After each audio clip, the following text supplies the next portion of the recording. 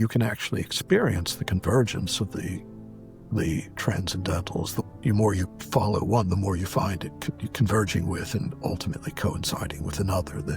You can find goodness, holiness, charity evokes the same response as beauty. You find it beautiful, it moves you the way beauty does, or the beautiful can seem to you, that beauty is truth. That experience is a phenomenological given, and I think that's true of love as well. I mean, the more ardent your love, the more beautiful the object of your love, but the experience of love, right?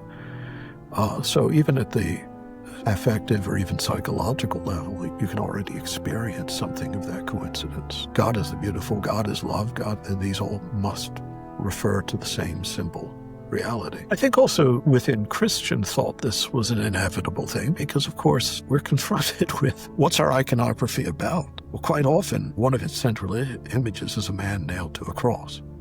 Someone who, the most shameful and horrible and what was understood to be not only agonizing, but the most humiliating form of execution known to the Greco-Roman world. For us, we've been taught to see this broken slave and colonial and criminal in the eyes of the empire as the very presence of God. And in seeing him, we're also supposed to, it's right there in Matthew 25, isn't it? To see the poor, the hungry, the naked, the stranger, the imprisoned, the migrant at the border, as beautiful, as the very image of God, radiant with the beauty that God sees in them, so we should see it, as well. So, the distinction between the beautiful and the sublime, I think, already dissolves within the sensibility of a Christian culture, or should do. And that romanticism, in a sense, far from violating this, is discovering a truth.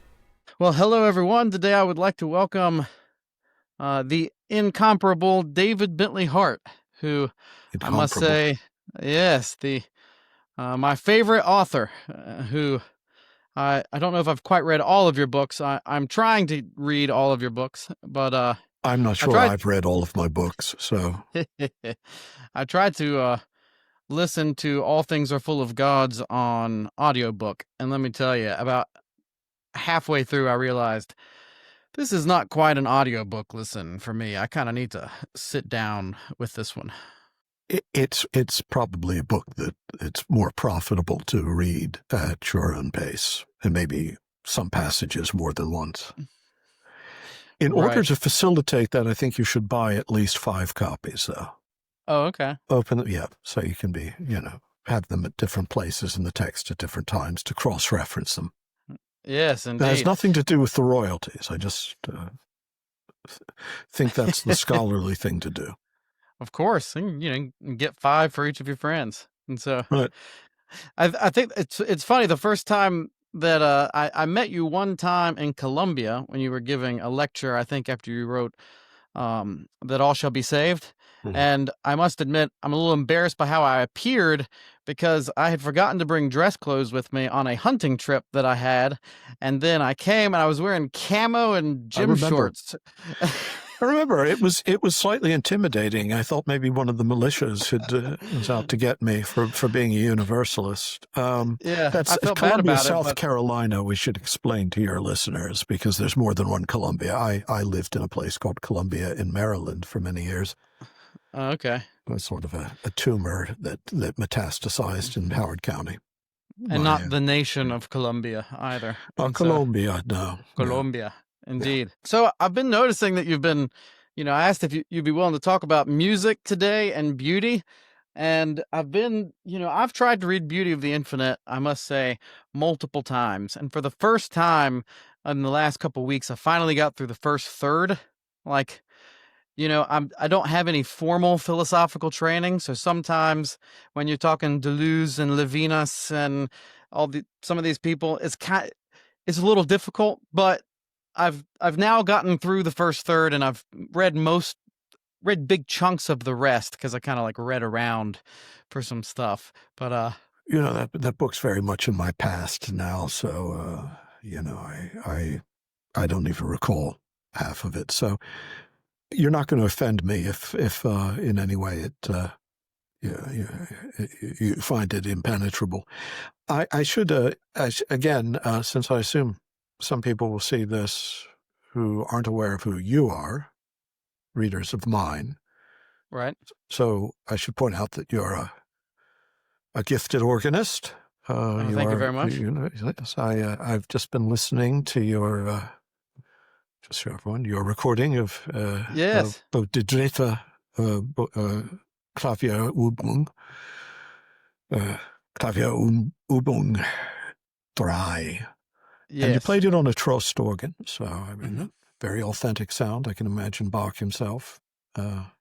Indeed. Not saying that necessarily you possess Bach's virtuosity, which was legendary, but I thought it was a very beautiful recording. Oh, thank you very much. And the Klavierübung 3 is my favorite extended organ work of Bach. So my favorite single organ work is probably the Great Prelude and Fugue in E minor. The one with the wedge theme. But yeah. Anyway, amazing. Sorry, I interrupted. You should be introducing it. This is your show. No worries. It's to me, when I did my master's in Germany because I wanted to get the authentic German sound and the German tradition of playing Bach. And so I read Christoph Wolff's the J.S. Bach handbook, and of course his biography on Bach. But he has this amazing book on all of the organs of J.S. Bach. And so I tried to visit all that still exist from that book and at least one of every organ builder. So then it's like I knew exactly how a Schnitger or a Zilbermann or a Trost would play. And with the Waltershausen, he probably played the Waltershausen Trost organ because he was in the area. But we know he played the Trost organ in the Altenburg Schlosskirche and absolutely loved it and wrote a great review of it. So it was cool to be able to spend time on one of those organs. And there's things about it that's a little different than what you typically think of the Bach organ. Like there's lots of strings and stuff like that you wouldn't necessarily associate with the Bach organ sound, but definitely are if you know the Trost organs. So I wanted to talk some about music. You write these music for a whiles on your Substack. And I must say, I've been introduced to a fair amount of music from those. Some of the music is I've never heard of, and some of it like I've heard some things, but not necessarily the piece. So for example, like Rubbra, I'd heard a little bit of Rubbra, but then he actually pronounced it Rubbra. Rubbra. Okay. Yeah. I was disappointed to learn that myself. So yeah, but absolutely amazing. So now I'm trying to go through all of his church music and see, what of this stuff can I maybe program here at the church? It's wonderful. It really was. The 20th century, to my mind, was actually a glorious century for music just because of the diversity of styles and schools. And, we're supposed to wince in anguish when we think of modern music. But of course, there was no 20th century. There was a dominant 20th century style. And so to me, I'm like an otter playing in water when there's so many different. I love Rubbra, I love Takemitsu, I love Stravinsky. Well, anyway. So, Do you yeah. play yourself? Like, where did the love for music come from? Well, the love for music's been lifelong. I was an inept cellist and violinist in high school. I didn't pursue it well enough, so I didn't become expert. What I was more devoted to was music theory, curiously enough, because I figured as much as I love playing that I was never going to devote enough time to it. I mean, you really have to devote. You either become a virtuoso or you become something else, but you can't. It's very rare that someone has time both for the sort of literary and scholarly and philosophical work I wanted to do, and of course there was my Major League Baseball career. After I was inducted into the Hall of Fame this past year. Music and music theory, I never lost a taste for it. Actually, what the book that really first sparked my interest in the basics of music theory before I got into the more abstruse areas was just Imogen Holst's. The daughter of Gustav Holst wrote a wonderful sort of ABC of music. But anyone who's just interested in the basics of music theory should start there, it seems to me. Wow.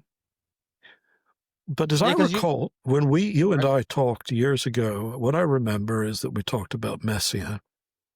We did. We did indeed. Van Gogh sur l'enfant Jésus, right?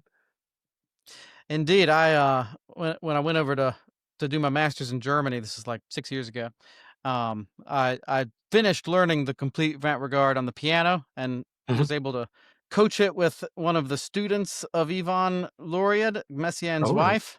Yeah. And so that was great. And then I also had a lesson with Thomas Lacote on La Nativité on the Cavaille Cole and La Trinité, which was Messiaen's organ. And so I sort of had two agendas moving over to Europe, was Bach and Messiaen, which sort of, to me, that's the number one and number two of music of all time, but I think everyone can agree on number one. Bach, some people might.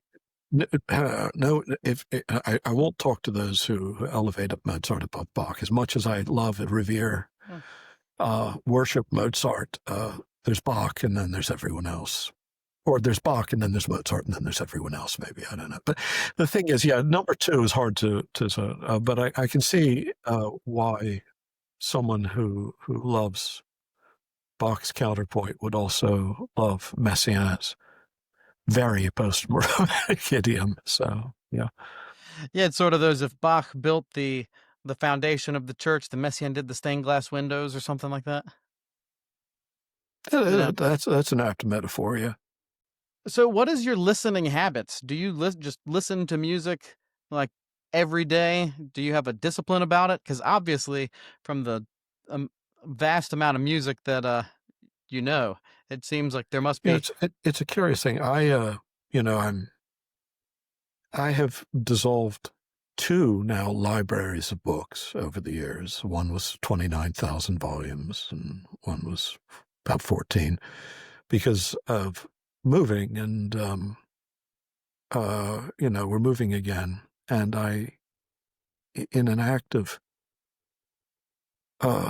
necessitated generosity, let's put it that way, I gave my music collection to my nephew Addison, who writes under the name Addison Zeller, very talented writer.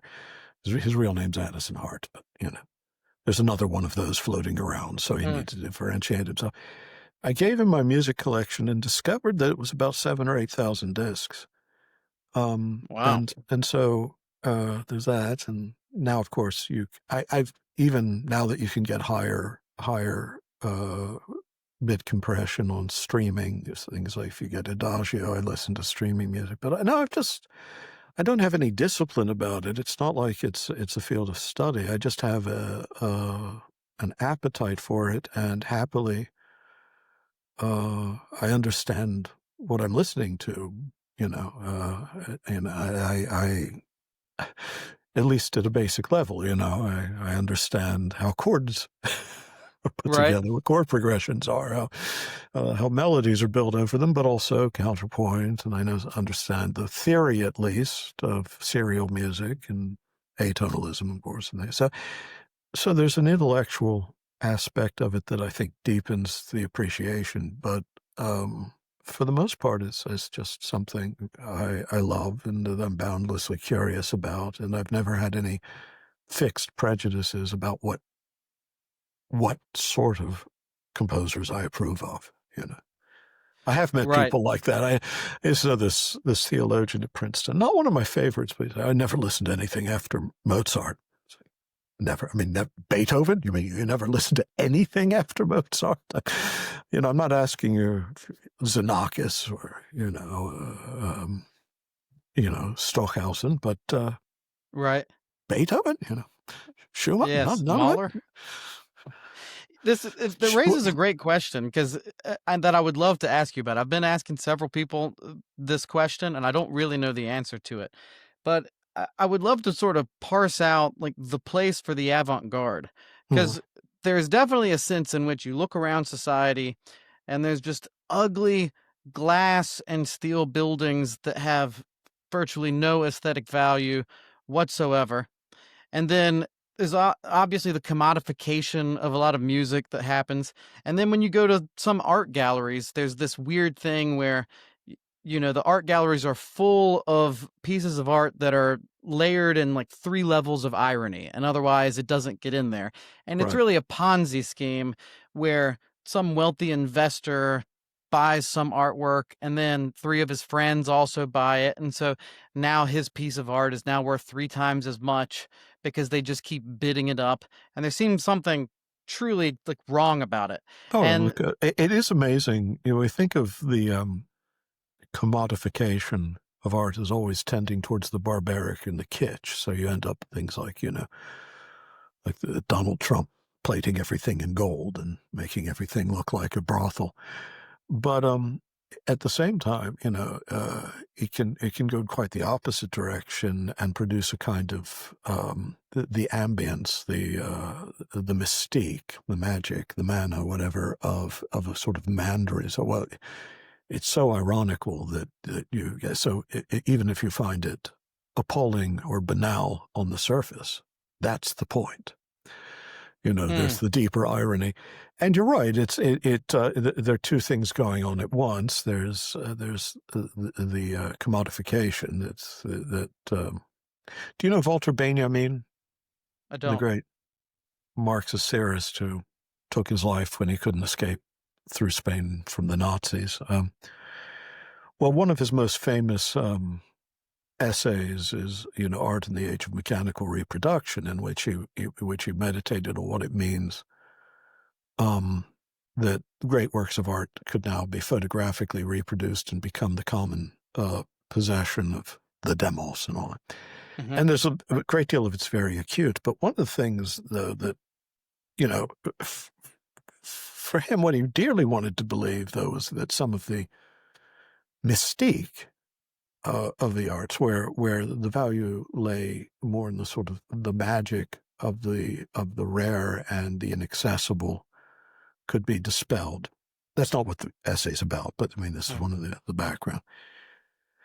But actually, the reality of the matter is that reproduction more or less made the actual aesthetic experience of the work of art somewhat redundant, and the authenticity lay simply in it being the original object itself. So it doesn't matter how well you can reproduce an image of Chardin, right? Even if you could come up with a photographic or digital reproduction so precise that every brush stroke is visible and even palpable, the original would now have a sort of magical quality of authenticity that would give it almost mystical or religious value, and that increases its value also monetarily, which for us in our late capital age means its only real value. And I think it's simply the case that the more art becomes an idea, or pretends to be an idea that doesn't have to justify itself according to just some sort of real aesthetic value. I mean, I don't mean kitsch. I don't mean like, oh, well, I like Thomas Kincaid because I can tell what he's painting, But you can tell when somebody, if you're looking at a canvas that has a word stenciled on it, like, rodent, and this is somebody, this is an intrinsically worthless object, right? Right. But, it is, we have gotten to the point that in the age of mechanical reproduction and in the age of late capitalism, the irony and the monetary value become supreme. Everything else becomes secondary, including aesthetic merit. That, in a sense, as I say, almost becomes redundant. I mean, we can go to any we can go online. Bookstores don't exist anymore, and you can get, the totality of Vermeer's canvases, even the ones that, aren't available now because they were stolen, for the harpsichord concert. And the aesthetics are just absolutely the aesthetic experience, in its own way, is something that you don't have to go on a pilgrimage to find. It's there. So that no longer has value because it can't be monetized properly, right? What has value is the object in its singularity as the original that only great wealth can purchase. Right, or at least as far as the monetary value is concerned, right? Yeah. And I think, I don't know why I've gone off on this tangent. You asked me like half a question. I immediately interrupted you and started telling you what I thought you should be talking about. But I think it's true. I mean, we are surrounded by the most horrifically anesthetic moment in our culture. Part of what strikes me, though, is it's like there's this, for those who are pretty atavistic, who are like, wouldn't it be great if everything was Baroque or Gothic or Romanesque and classical architecture and classical painting? There's this tendency that they want to cut off the avant-garde. And yet, in the 20th century, at least in music, as far as music is concerned, Messiaen was devoutly Catholic. Penderecki was devoutly Catholic. And these are definitely avant-garde people. And so there's this almost conservative impulse to cut off the avant-garde. And then my question is like, how do you develop a mechanism for aesthetic judgment where you can definitively say like, no, that's ugly and that's not beautiful, and this is beautiful, and yet not totally cut off the avant-garde? Does that make sense? Right. Yeah. And actually, if you're just people who return to the Gothic or return to the Baroque, it's just pastiche, isn't it? I mean, it's not, it's not really inspired by an actual cultural context in which it makes sense. And the result is, scarcely more elevated usually than Disney World castles, and even if you can, there's something banal in repeating step for step what other artists have already achieved, right? There shouldn't be a limit to the arts, and we should be very great. I mean, it's not just in music. I mean, in the visual arts, do you really want to do without Mondrian or, Van Gogh or, Cézanne? I don't. And it seems to me, though, that, this you're asking here, then you have to consult a sort of tacit sense, don't you? I mean, that I think I mentioned Takemitsu earlier. Now, there are about 4 or 5 distinct phases, right, with him. And when he was somewhat more emulous of Western music, when he was somewhat more interested in drawing on traditional Japanese instruments and modes, when he was trying to mix them and all that. What's interesting is, though, from beginning to end, you can see a consistent sensibility developing, evolving, and the music he produces, it's not like anyone else's. Some people like it, some people don't. but it draws you into an aesthetic world that when you become familiar with it, you can judge it. And it doesn't require an ironic distance from it. For instance, I mentioned Stockhausen. There are people I respect who quite like Stockhausen, but to me, I mean, the helicopter quartet is super interesting, and some of his timbre experimentation. Sure. But for him, it seems like his telos is to destroy all the whole Western art project. And so that's what I wonder if, he's a great example if the difference is the telos of, is this just deconstruction, or is this does it come out of love for a tradition that you're innovating with? Right. Within? Well, that's the thing is the irony for me becomes so overwhelming. And frankly, just, after a while, the aesthetic doesn't do anything for me. Whereas, the aforementioned Takemitsu, I don't even know if it's not occasionally banal. I don't know. I just know that I can't shake the feeling of transport or rapture or dreaming that his music can induce in me. And so after long acquaintance, I pass a judgment, and it's the best I can do. I mean, it's the nature of aesthetic judgment, especially if Kant is right, that you're treating an individual apprehension as though it were universally valid. So I say, this is beautiful. I expect you to say yes, because it's true. Ontologically, it's beautiful. But I have no index of evaluation for it other than this sort of prior sense of the beautiful, this transcendental yearning. And so it's hard to say, but I do have a certain trust that the more you cultivate your sensibility, the more you expose yourself to all the ages and all the cultures and all the moments, and the more generously open you are to not only the different moments within your own cultural history, but all the different cultures of the world, that you do develop a sense that can be trusted to some degree. Now, if there are other people whose tastes you trust as well, let them introduce you to things, convince you of things maybe. But I don't know if there's I agree with you that it's a disaster on the one hand, just to reject the past, or just to deconstruct without creativity. But my God, I despise any form of traditionalism that thinks that the way to honor the past is slavishly to recover it, and in despite of the present, or in defiance of a possible future that might go in directions you can't anticipate.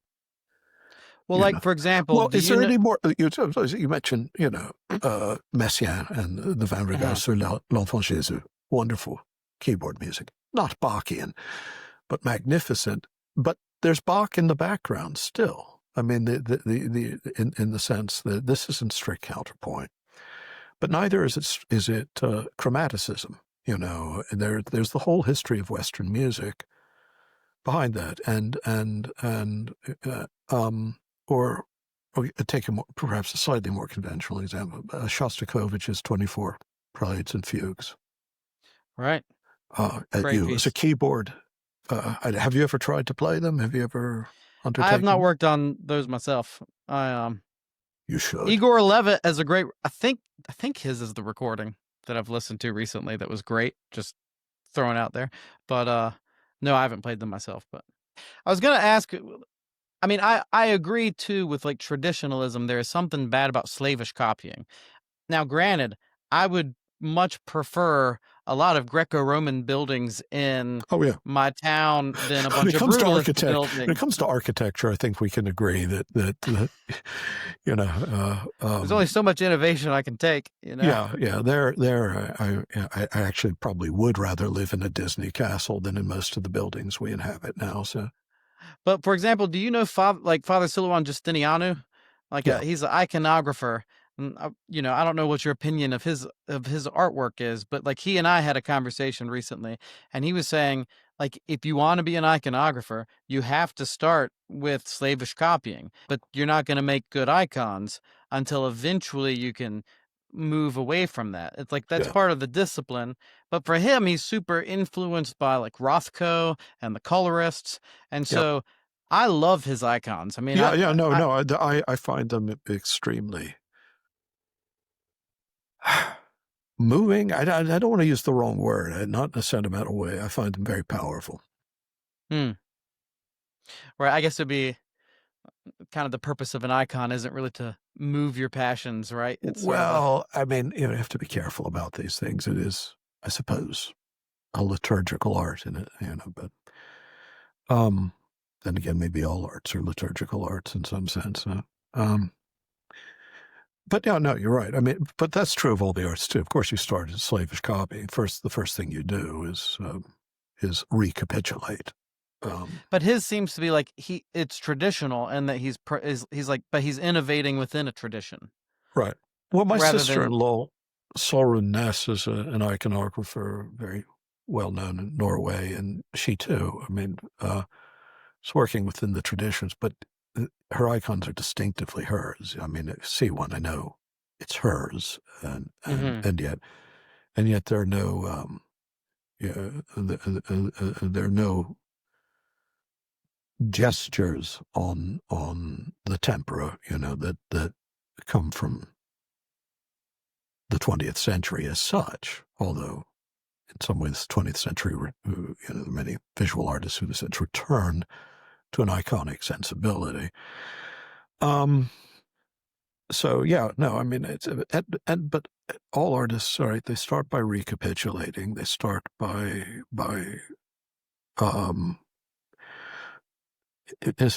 in themselves. Well, it's false, by the way, that ontogeny recapitulates phylogeny, but let's just use that as a metaphor. Every organism has to repeat the whole evolutionary history of its past in order to become the individual organism it is. And every artist has to go through this process. I think occasionally you get somebody who's just a natural genius, who just has visions, so to speak, and who does things without knowing what he or she is doing, and who doesn't have that long cultivation of skills, and they can produce something stunning.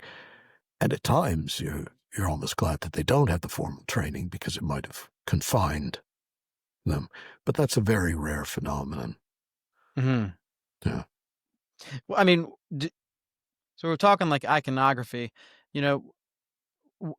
I know you're not a humongous iconography fan, but I'm not a fan of average iconography. Let me put it that way. The Byzantine. Are you a fan of like Krug and Uspensky, for example, and they're sort of like revalorized? Okay. Yeah. No, if it's done well with real vision and real skill, I'm all for it. Like, as I am for any art. It's just that that in the Orthodox world for decades you get these polemics in which we're supposed to say, oh well, everything after the Byzantine period is sort of decadence, and this is a proper sacred art. And, my God, how could anyone look at Michelangelo's Pietà and not be, well,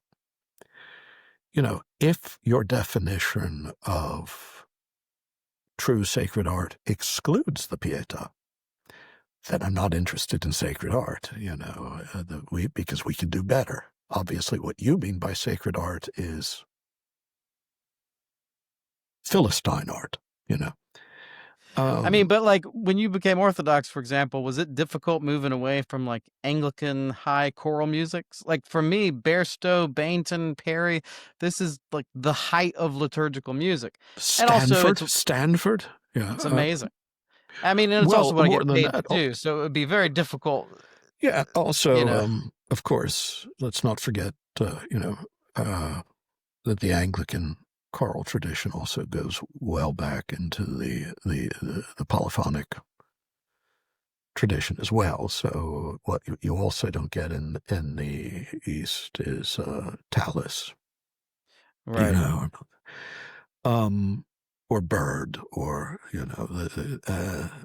or the slightly later.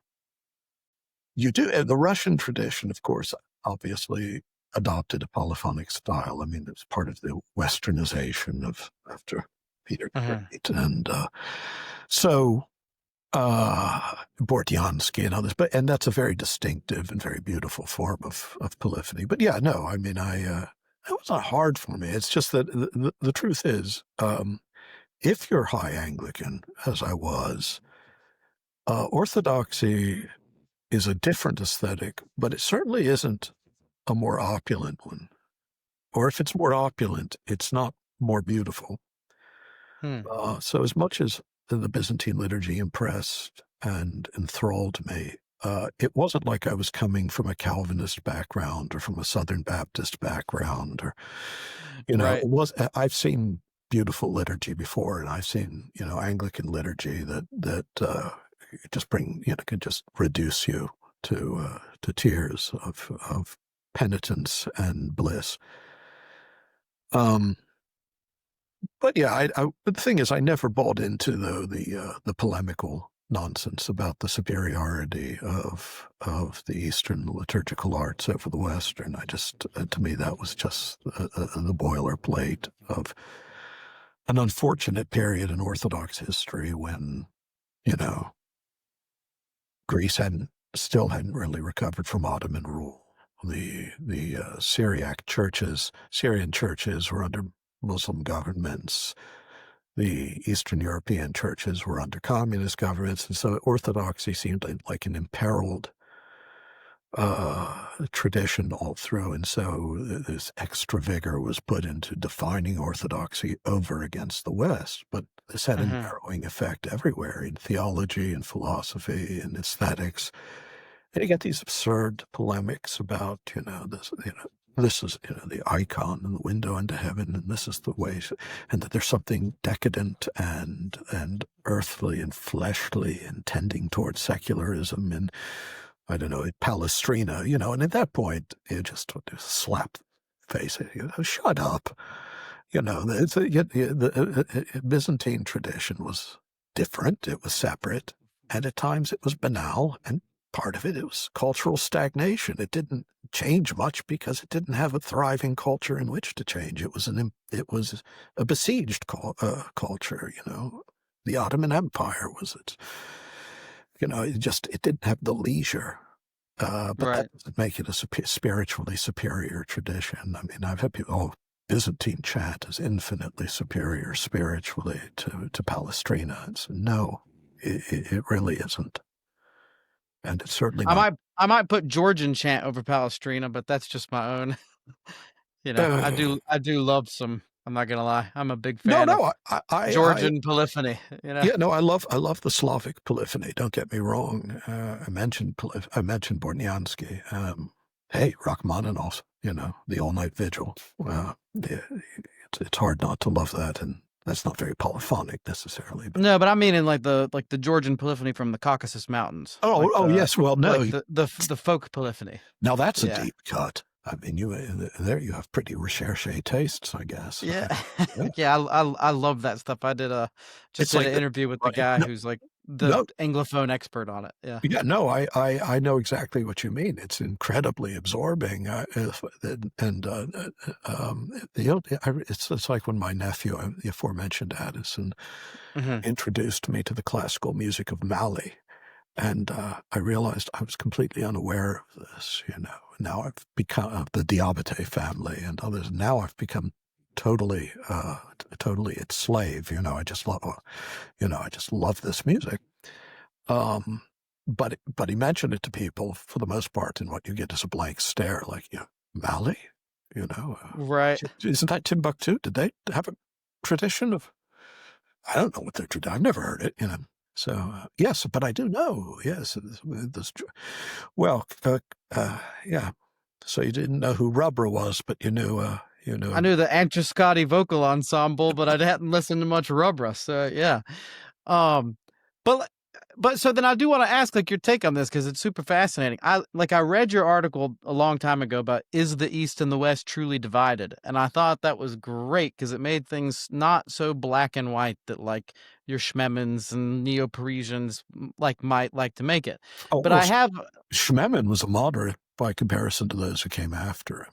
I mean, and in this country, this influx of former evangelicals into Orthodoxy has created a weirdly fundamentalist atmosphere in a lot of Orthodox. Everything's black and white. Yeah. And but there does seem like there does seem to be something between like the mystical traditions where like in the West, like Ignatius of Loyola, you're like visualizing things, and in the East, it's like don't visualize anything. And there seems to be like within Baroque painting, oh, this can incite the passions, and then that moves you to lament for your sins. Yeah. Whereas like within iconography, it's like more of an emphasis on apatheia. And maybe this plays out in architecture with like the dome. It's like this is heaven on earth versus heaven's up there, like in Gothic. But are those distinctions like real in your mind, or like how far should they be taken? Not very far at all. To my mind, first of all, in the spiritual traditions of the West, you have imageless contemplation too, into John of the Cross. Then you can have the imaginative, and some would say crypto-Kabbalistic mysticism of Teresa at the same time, which is uses this imagery of the interior castle. And then you can have, Jesuit mysticism, in which you really do create and you really focus upon an image and use the imagination. And I don't think there's any one right path. I mean,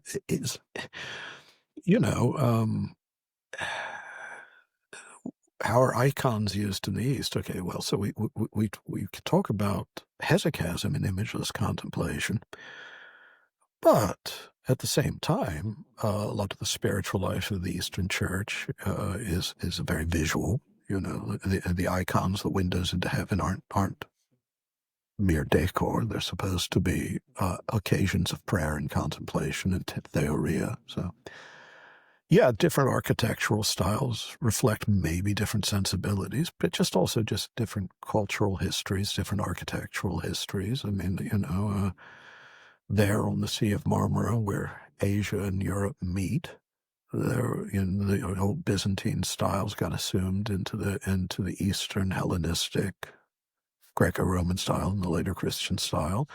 In the West, the Carolingian and other periods, new forms of architectural aesthetics were developing, but does it really have this vast ideological significance that people try to assign to it? Again, when you get, I'm afraid most of this polemic comes from the East as well. The vaulting aspirations of the Gothic church, the flying buttresses, the spires rising up to heaven. Well, that's like the Tower of Babel. Whereas the Byzantine church is the cosmos embracing us as we're part of, And again, my reaction to that is just, shut up. Or don't shut up. It'll be the same with like chiaroscuro or Velázquez or Caravaggio. Why should they be excluded? These are all expressions of genius. Chartres is magnificent, and if you're Orthodox, you should be able to see it as magnificent and be moved.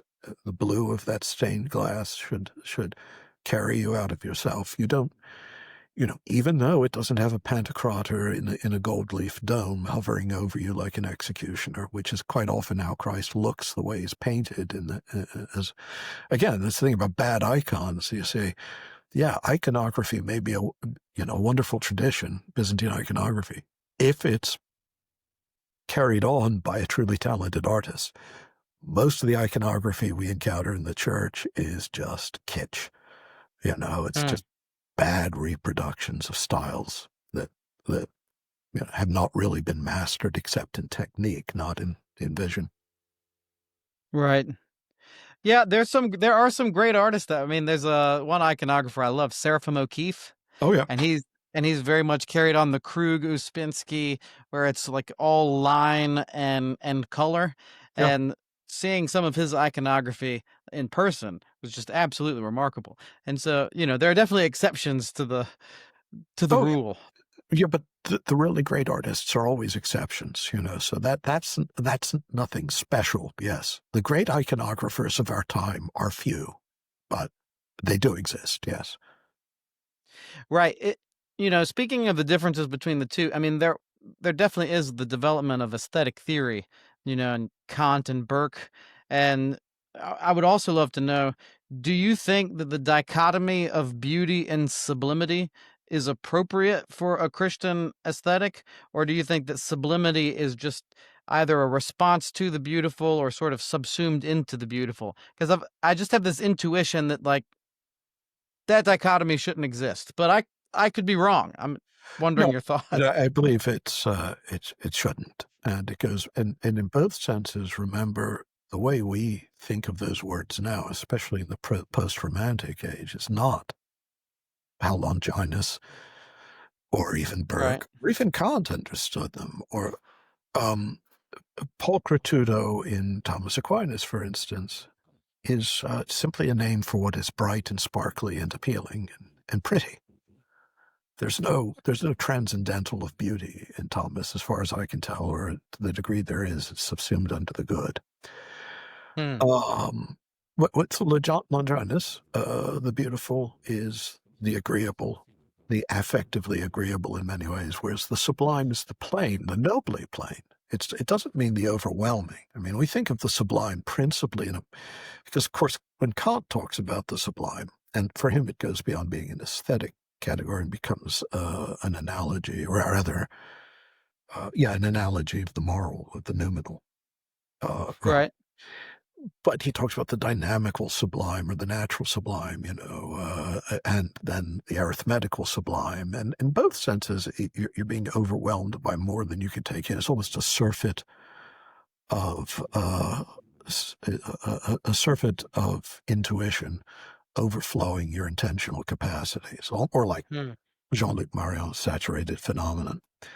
Like a thunderstorm. Right. That's not what the sublime originally was when you look from right up into early modernity, Warburton and others.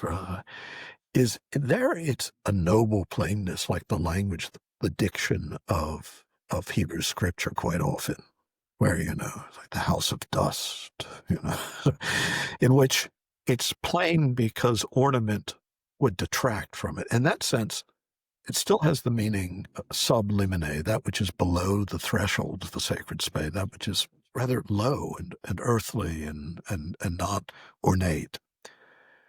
And the beautiful very much is, right up well into the past Burke. It's beginning to change with Kant, but even then, it's not really till the next generation. The time, it's really with the Romantics, with Hölderlin and Heine, but also Schiller, and in philosophy, Schelling more than Hegel, But I mean, when you listen to Beethoven, how do you discriminate the beautiful from the sublime there? Well, here's the melodic bits in the Sixth Symphony. Oh, but here's this, here's the overwhelming opening of the Third Symphony, and the grosse fuga, that's pure sublimity. Well, no, actually, you discover that these things intermingle and interfuse, and you realize that you're just talking at this point about relative judgments, and you discover the sublime can be beautiful, and the beautiful can be sublime. And I think also within Christian thought, this was an inevitable thing, because, of course, we're confronted with what's our iconography about? Well, quite often, one of its central images is a man nailed to a cross. Someone who, the most shameful and horrible and what was understood to be not only agonizing, but the most humiliating form of execution known to the Greco-Roman world. For us, we've been taught to see this broken slave and colonial and criminal in the eyes of the empire as the very presence of God.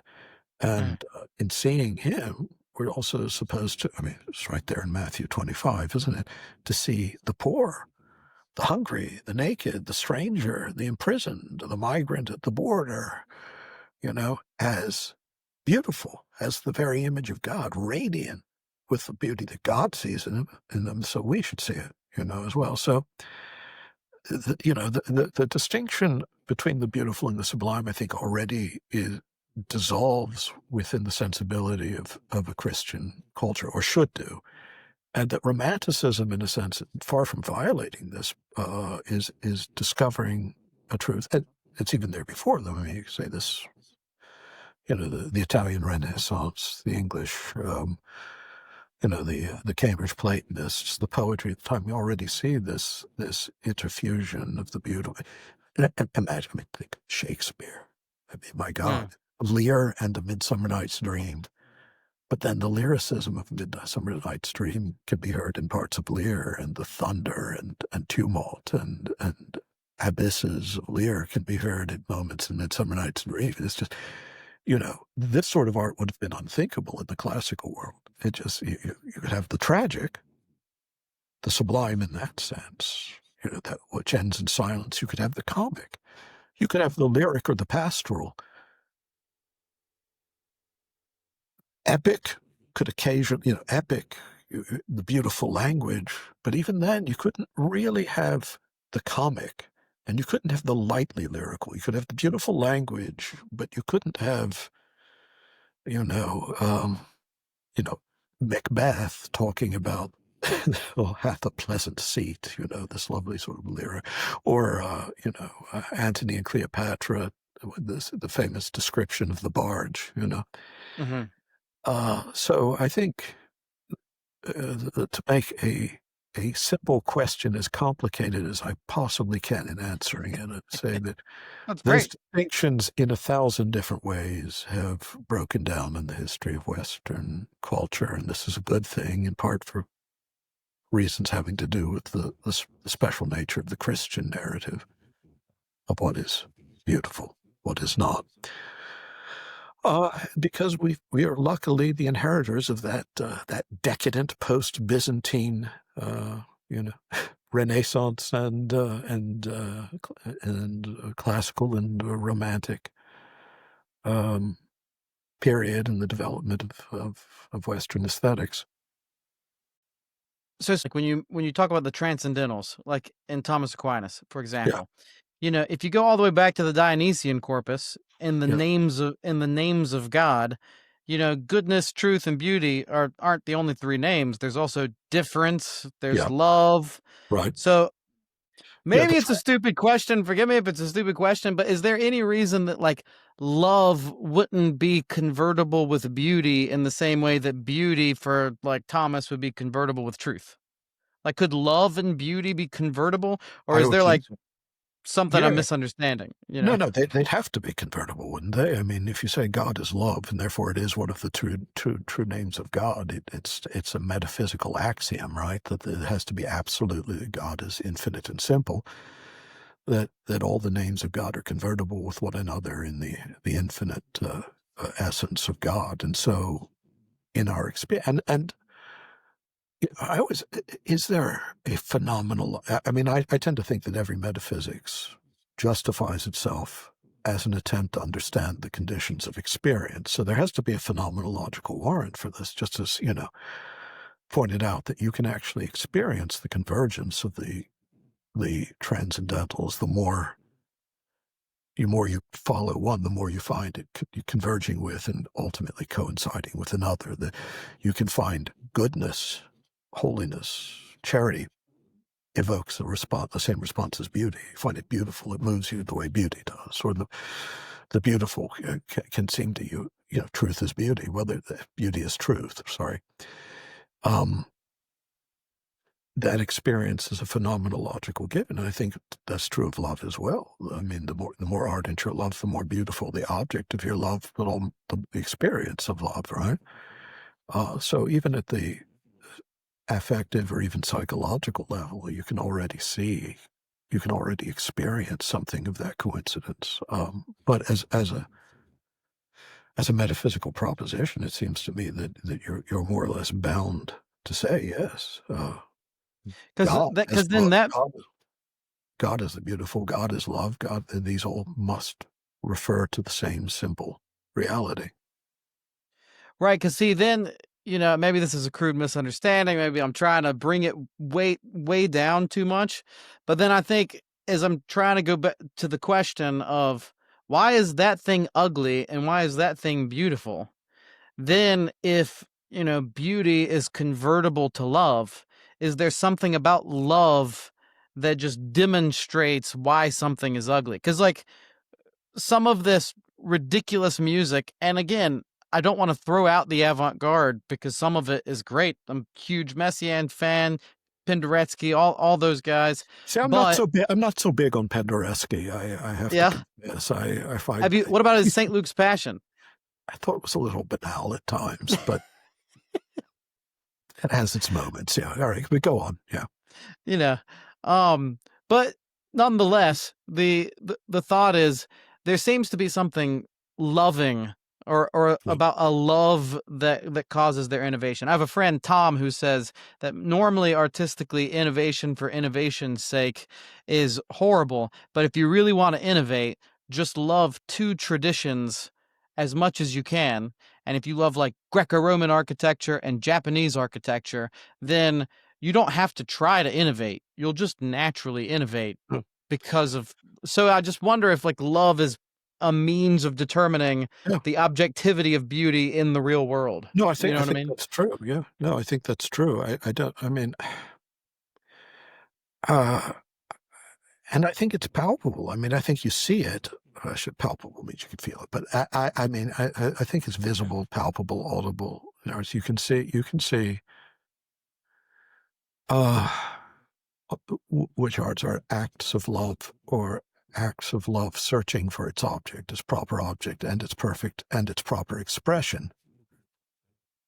And you can see where irony has entirely crowded love out. Or we're just an absolute absence of talent. You can make a good living as an artist without any trace of talent now because, it's the artifact as a fetish that is worth money. So, you can be like Thomas Kuhn. Oh, I shouldn't mention, but whoever it is every year who wins the Turner Prize usually is somebody who should be doing something else for a living, but has found a way. Hilarious. Yeah. Yes. Well, here's two definitions, and I want to see if you agree. So one is love as the reconciliation of multiplicity and unity, and then the second is beauty as fittedness.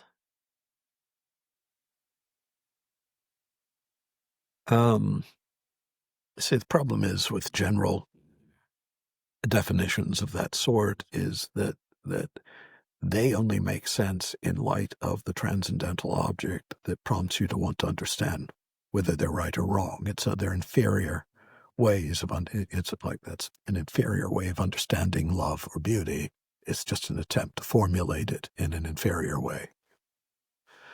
The experience of loving the beautiful. No. It's reconciliation of unity and multiplicity. I mean, that's a definition of love that within a larger catalog of definitions of love makes sense. Beauty, fittedness. You see, I again, this goes back to what's Thomas Aquinas's definition of something that is pulchrum or of pulchritudo? It's proportion, brightness. I mean that something scintillans, something shining out, harmony. And to be honest, I mean, we know that's one experience of the beautiful, but that can also be an experience of the banal, whereas you can have ravishingly ecstatic experiences of the beauty in which none of these which things don't seem to fit, in which things are disproportionate, and you can't put your finger on why it's beautiful, but so I hesitate to embrace that. I mean, I find, say, like Debussy's late piano works. Okay, now you have all the fire and ingenuity and the virtuosity, right? You have the expressiveness, but it's much less gossamer and diaphanous textures than the earlier stuff. It's challenging, you get these wonderful tangled pieces that are like being lost in a forest, a dark forest, and everything's beautiful, but it's still forbidding, and you have to work your way into. Well, I find it very beautiful. Kind of like George Pearl. Well, okay. Yeah. I find it very beautiful. While we're on our Georges, George Crumb, take an absolute avant-garde figure in American music. Very avant-garde, yes. Yeah. But so a piece like Vox Balena, the first time I heard it, it was like, it's interesting. But, the more, and it's definitely not based on fittedness or proportion or harmony in any way that I understand, unless you mean fittedness in some. I guess it would have to be like fittedness to a telos or something like that. Yeah. Well, I think there's a telos at the transcendental level, whether it's the beautiful, the good, the true, whatever you want to call it, that doesn't necessarily fix itself on just one finite, more proximate telos. It can be a vagrant. I mean, some art succeeds by wandering and never finding its rest, But you can have works of art like that, and I'm trying to think of an example.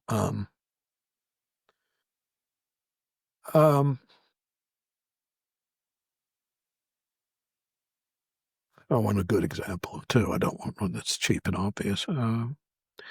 Well, some of the music of Sariaho, the Finnish composer, which sort of regrettably I don't know that one. I've known most of the ones you've said, but I don't know him. Her. Sorry. Yes. Forgive me. Yeah. I'm not gonna accuse you of being a sexist for assuming. Yes. There's a lot of music there that seems to be seeking resolution and never finding it, right? Mm-hmm. Would Wagner be too trite of an example? Well, Wagner's an example, except that, of course, in a sense, there's always this great consummation. In a sense, I mean, it's not. Sure, you get the or Berg, maybe like early Berg. Berg would be a better example because he will just break off. It's like, here's the idea, like Wozzeck or the pianist. And that's or some of the really short, like gem-like diamond hard pieces of music. That's like, I'm not even going to try to get to your emotions first. I'm just going to try to, dazzle you for a moment and then hide it again. It's like, a 4-minute piece, 4-minute string quartet. But with Wagner, all the leitmotiven are woven together in the end. I mean, Tristan, we may have the Tristan chord may take a long time to reach resolution, but by the time we get to the Liebestod, we're coming to that final, chordal resolution and, the final descent into darkness. And of course, with the ring, from the death music of Siegfried to Brünnhilde's immolation, all the leitmotiv are being woven together and new and swirling together. And then it achieves kind of exhaustion. And in a sense, there's that kind of Sehnsucht becomes in nihilism, it becomes a sort of, just Thanatos and Eros are reconciled or whatever, if you want to get Freudian about it. But there is a resolution there of sorts. It's a late romantic resolution, perhaps. But yeah, Berg, your example's better because there, so to speak, it's like the question is stated, but the answer is refused. And that could be a very beautiful and certain thing too. But I assume that there is a telos there. It's just not one that's situated within the horizon, within the imminent horizon. Within the imminent horizon, it's a searching that can't find rest in this, in any of the available forms. And in that sense, it might be a better expression, especially in the 20th century, for various reasons, of that longing for the infinite. Hey, hit that like button. What's the line from Nietzsche? Denn ich liebe die Ewigkeit, denn ich liebe die Ewigkeit, I long for deep, deep infinity, or eternity. Well, Uh, in Beauty of the Infinite, it seems like at some point you're saying that beauty sort of had to be destroyed by the postmodern because of this. There's like an intrinsic rhetoric of violence to like the modern project from Nietzsche, especially up through postmodernism, and so it assumes an ontology of violence rather than an yeah, ontology of beauty, and so because of that, postmodernism sort of has to destroy beauty, and I mean, there are some interesting things that I think the framing of everything as meta narrative means that even if you're trying to deconstruct meta narrative, you actually end up recapitulating meta narratives yeah, for the purpose of deconstruction, which is how you get like postmodern music like Arvo Pärt, who's yeah. like the most performed orthodox composer, but like it seems like the the sort of environment to provide a Arvo Pärt is only possible because of the presuppositions of postmodernity. Or at least that's sort of my opinion, maybe. But part I of thought that, it was the presuppositions of insomnia. He puts me to sleep, but I'll admit that the tonal textures are often very lovely. Uh, but I'm not a great Pärt admirer. okay, his Silencium, I love the Oh, Tabula Rasa piece. I That like that. I like Tabula Rasa. I like the what's the Benjamin Britten piece? Oh oh, no, I know which one you're talking about. Yeah, yeah, but my question then, like, but yeah, sorry, what? no, no. But the thing is, it's a question then of trying. You know, we find ourselves. You know, postmodernity is obviously a somewhat plastic term. It can go, but it is funny. We seem to people like Jean-Luc Nancy and others adopt the third critique as a kind of story of how you know, in which the beautiful is confined entirely, almost within a psychological sphere, but a sphere of false reconciliation and agreement, and you know, the sublime is just pure rupture, and that's the real experience. That's the noumenal in the most brutal sense. I mean, this is and so the beautiful as a value is being subsumed into the sublime, and the sublime understood as rupture, violence, incoherence, the bad infinite, the infinite that can't be confined. Whereas, of course, the claim of that book, and I would write it differently if I did now, if I were to undertake it now, though, is that actually the beautiful as a category is capacious enough to contain the sublime without being ruptured by it, without being broken apart. In fact, it just becomes part of the richness. And, you know, in a sense, the music that succeeded the period in which Kant was writing, in a sense, demonstrated that, didn't it? I mean, you know, we do come away first from Beethoven or from Wagner or from Mahler. These are loud composers, you know, Bruckner too. I love Bruckner. Yeah, You love what?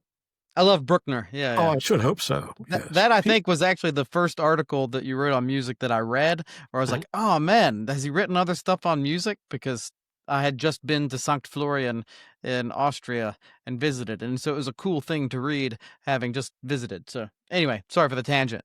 No, that's okay. I mean, but the thing is that this is still very beautiful music. You know, I mean, the late Beethoven's late quartets, they're not pretty, but they're very beautiful. You know, and I'd say that of the Grosse Fuge too.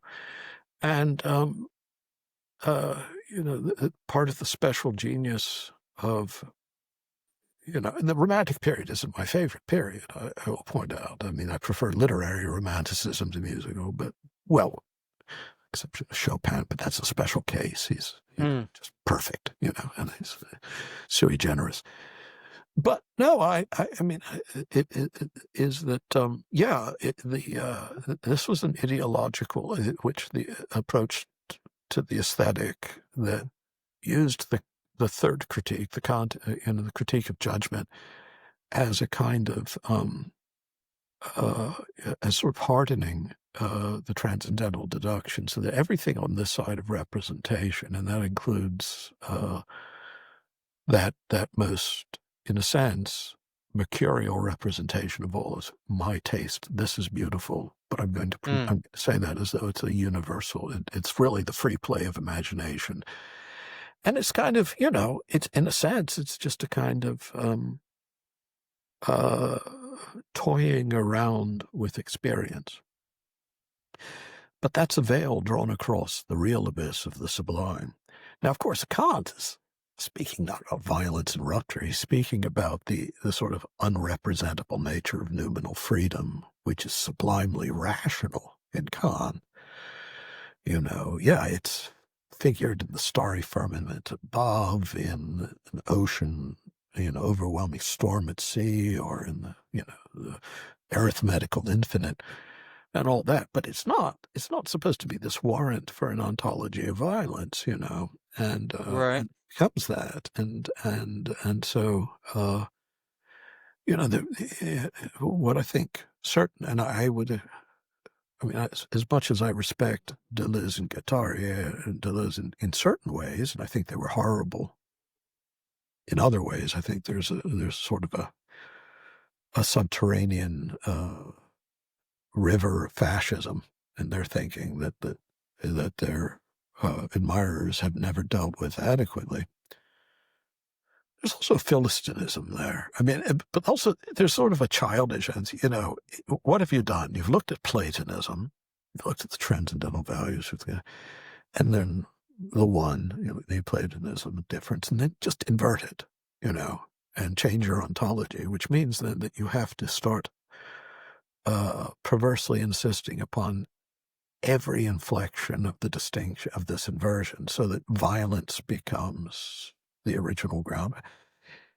And the discourse just overwhelms the actual experience of the arts, or the experience of nature, and the experience, to the point that things that we know are real in human experience, certain dimensions of love and tenderness and gratitude and friendship, have to go through an ironic odyssey before you're allowed to get back to them, by which point they've been so denatured that they can be appreciated or embraced only in the negative. Like, you can only give a gift if you don't expect any response, if you don't expect to be recognized as a giver, if you don't even recognize yourself as the giver, because that would, and so and maybe it's all Kant's fault originally. I don't want to let him off the hook, but it's like every Kantian goes, the purity of the deontological ethics, the division between the sublime, the impossibility of the representation of the noumenal freedom that expresses itself in practical reason, all that has been almost cartoonishly exaggerated to the point where you end up with, and again, maybe it's Kant's fault. Maybe it was all destined to go. Maybe postmodernity is just modernity, I wouldn't say come of age, come of senility. But you're right. That is one of the arguments of the book, that there's an ontology of violence that appropriates this language of sublimity and beauty and makes it an antagonism between the real and the false, these, or if you move it into other terms like the scientific image and the manifest image, and that the two are, and that the latter always dissembles the former, which is truth. Well, even though truth is no longer a value, right? In the same way. So you talk about romanticism coming right after Kant, right? Yeah. I've heard Vervaeke posit that part of what was going on is that with the whole ontological flip, as you said, the Copernican revolution of Kant, that for Plato to move into rationality is to move into the real, but for Kant to move into the real is to move into the emotional and the irrational. And so therefore, like, the aesthetic of romanticism was more about like evoking the irrational, evoking the emotional, than it was like sort of a Palestrina fugal, like moving into rationality as such. Do you think that like the romantic aesthetic as such is also like an outplaying of that aesthetic, is an outplaying of that ontological move? I think that, again, romanticism is a term you have to use with analogical scope. Um, Romanticism, obviously, is an attempt to reunite what has been divided in popular modern consciousness, things that began as methodological decisions, first in the sciences, very quickly, sort of inadvertently became metaphysics. Galileo, said that the things that the sciences can deal with are mathematically calculable, therefore they can deal with, mass, volume, velocity. But the realm of qualitative experience, that's supplied by the mind, and that's the manifest image, to use Wilfrid Sellars' later language. Mm-hmm. Okay. The sciences adopted a mechanical philosophy in which nature is a machine, and this later, became a kind of dualism pretty quickly.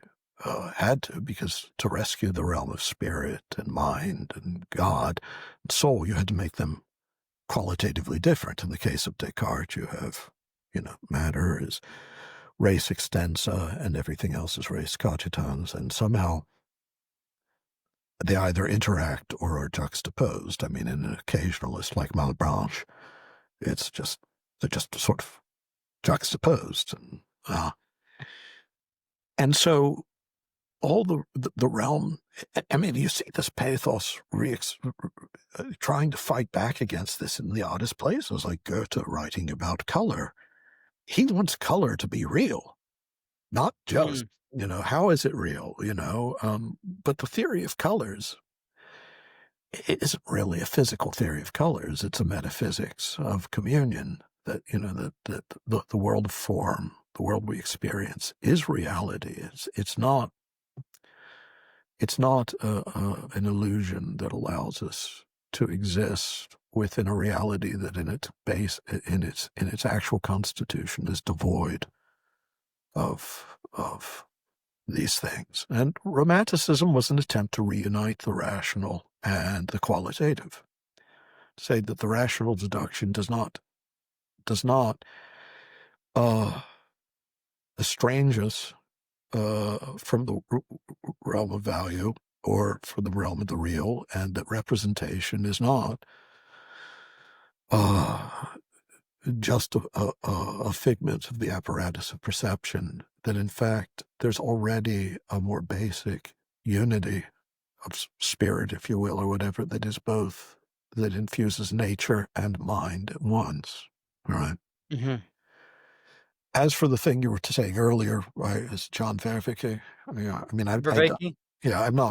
I'm not really familiar with anything of his, so I just know the name. He's a guy, for the record, that I would love to hear a conversation between. Yeah, it's been proposed before, but I've sort of resisted it because I see it as part of the Jordan Peterson ambit, and that's not a place I like to live. Don't hate me, but if I can throw out there, I should at least say that Vervaeke seems to be very apolitical, whereas like it seems like Peterson will go off on some political tangents.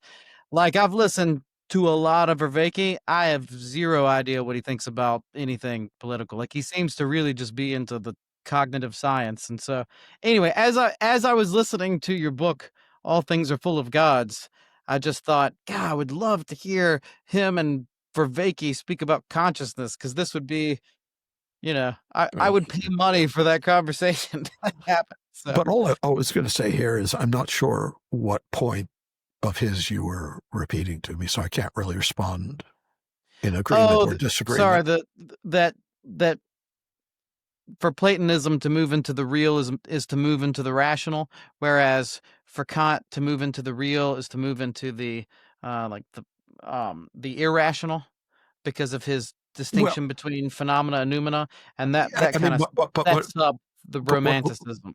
But what do we mean by irrational there? Because there's not really. I mean, the movement into the realm, knowledge of noumenal freedom is not irrational. It just doesn't have. It can't be represented under the synthetic a prioris of space and time. So it has to be experienced as a kind of disjunction in one sense, but in another, it's the discovery of a deeper rational reality, which is the knowledge of yourself as noumenally free and capable of legislating uh, values for yourself, that you can obey the categorical imperative, even though there's no way of representing this noumenal I, this noumenal self, whatever it is that subtends the appresentative ego or the apprehending self. So there's not really a place for the irrational in Kant. There's only the analogy of the unrepresentable, and even that's only an analogy because a storm at sea really isn't the sublime for Kant. Except, I mean, it is, but it's not the infinite, is what I should say. Mm-hmm. It's an experience that sort of, almost, I mean, just, for Burke, the sublime is just sort of, you're being physiologically overwhelmed. Your eye is unable to focus on one place. It's not unlike that in Kant. The sublime really is this sort of, in one sense, it is a disruption of the security of the phenomenal and your ability to represent what's going on. It's too much going on at once. It's cognitive dissonance. But that's a movement then into a higher sphere of the rational, in which you take leave of representation and find yourself still there, so to speak, as the rational agent who recognizes that, whatever I do, whatever act I perform morally must be of such a character that it could be prescribed as a universal maxim for all behavior, for all persons. It can't, and so you never take leave of the rational in Kant. The whole point of the critical project is to demonstrate that at every level here in pure reason, okay, the rational limits of the apparatus of perception and the categories that you have, that the mind works in, and, where the antinomies lie. Okay, in the realm of practical reason, you can determine this deontological rule of the categorical imperative and the maxim of universalizability. And in the realm of judgment, you enter the realm of the rational at every level, in the realm of the beautiful, that you're dealing with a free play of the imagination that still has to take the form of a rational judgment. In the realm of the sublime, you're having an experience of the disjunction between the phenomenal and your noumenal freedom. And then finally, this allows you to think in terms of teleology, even while granting that is a necessary constraint on how you perceive. And so thought cannot go beyond that. And of course, that'll be the focus of the critique of the next generation of the, Fichte and Schelling and Hegel supremely, saying that these are arbitrary limits on what thought is capable of, that, that there's an underlying oneness between the subject and object. But anyway, yeah, I'm sorry, I'm going off on a tangent here. But so I would never introduce the term irrational into an understanding. And maybe I'm misquoting. Sorry, this is sort of like. Well, I'm not blaming him. I'm blaming you. But, I appreciate that. What do you think of Hamann's critique of Kant? Because I know you quoted him. The meta-critique of the purism of reason and so on and so forth. Yeah, Hamann's wonderful. I mean, he. You know the story of that. I mean, Hamann and Kant were friends, and Kant had the highest esteem for Hamann. And Kant kind of helped Hamann out a little bit. Like, I think he had quite a lot. I mean, it's a very impractical man. He was saintly, but also absolutely practically hapless. My friend John Betts wrote the best book about Hamann in English. I read it. Yeah, I did a little. I was trying to write a. Did you like it?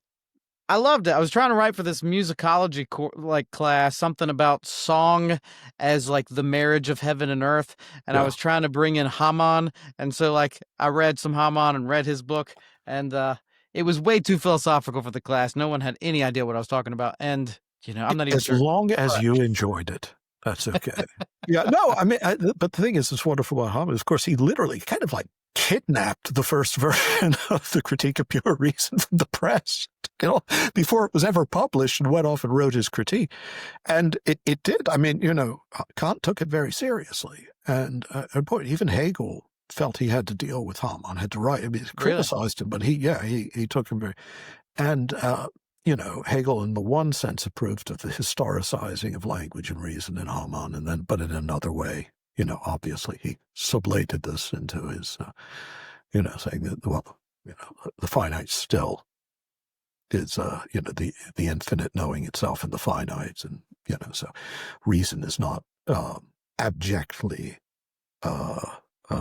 a servant of history, or is not just at the disposal of contingency. Not that Hamann said it was. I mean, but yeah, no, I think Hamann's critique of Kant still holds water now. As brilliant as Kant was, he never really, Hamann's critique was extraordinarily solvent. And it's a funny thing is, it's a critique that philosophers still have a very hard time absorbing. You find this in analytic philosophy, in the Anglophone world, is that in order for most analytic philosophy to work, whatever proposition you make you should be able to map onto a sort of abstract syntax, so that you can represent it as, X, Y, Y2, YPH, so the terms, in a sense, are secondary to syntactical relations of logic. And then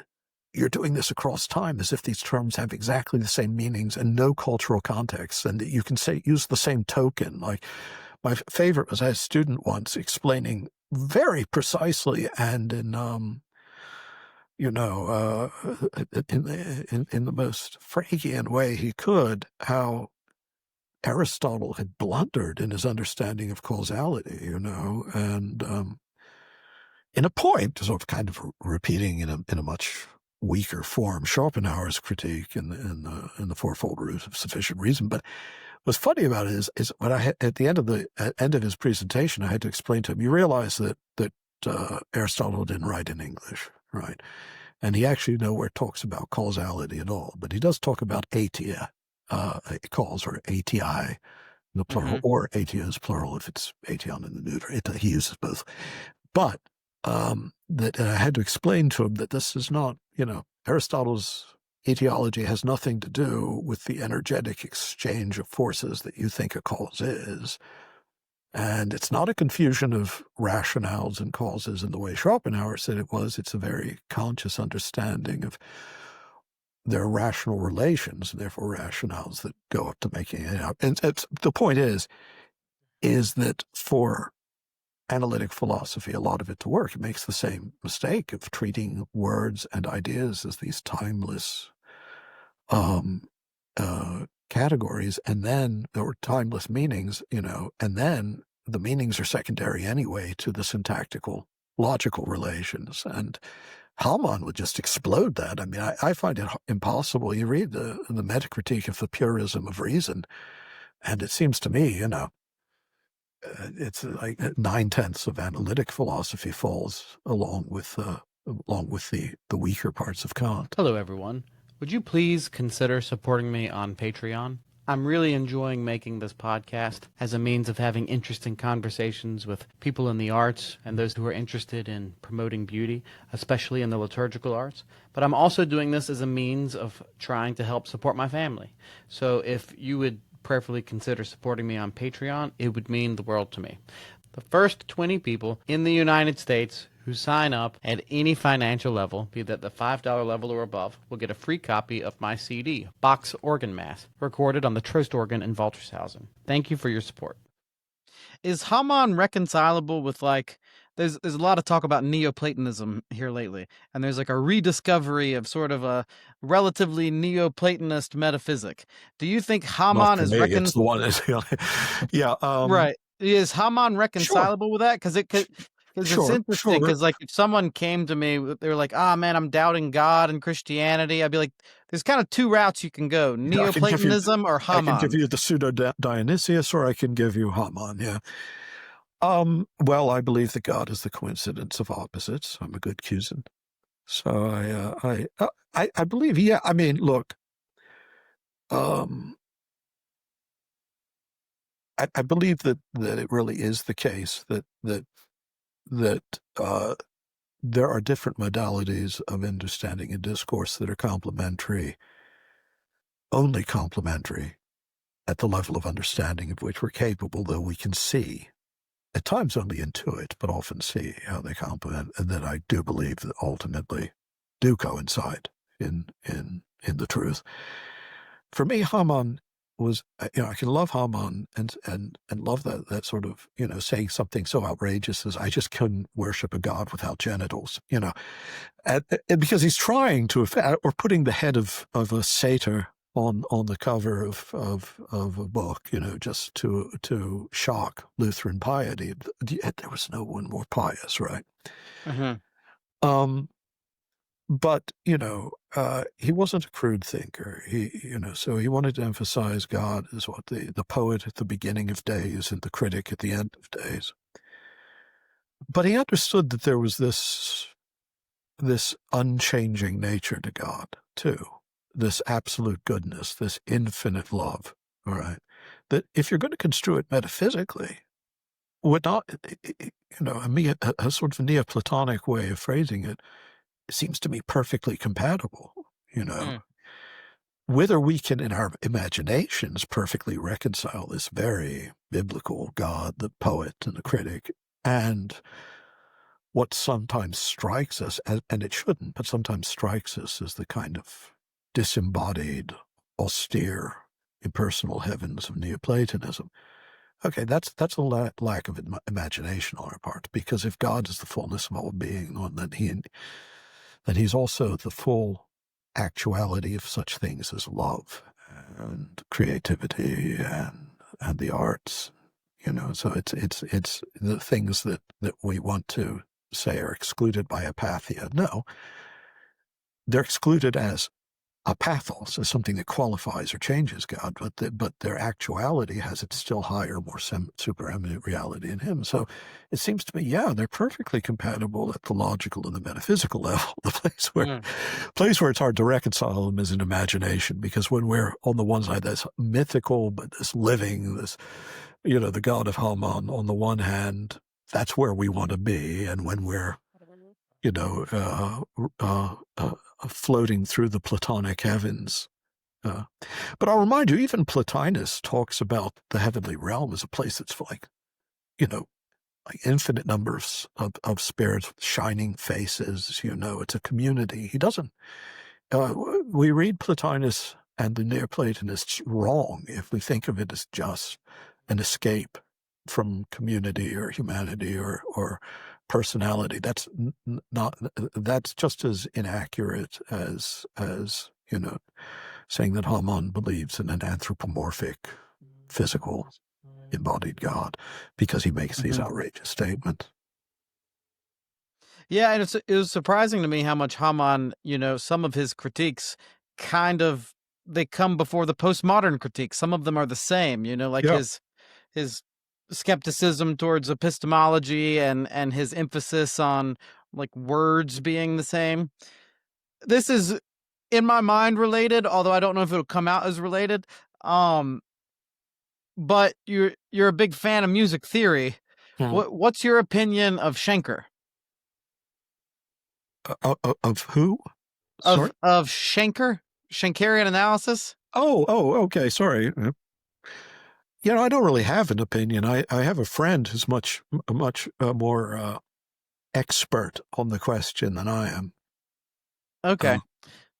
I mean, is there anything in particular you want to ask me about it? Well, just the way that he does music theory is so radically different in that, it just seems like an interesting connection from some of the stuff we were talking about earlier, in that he views everything as.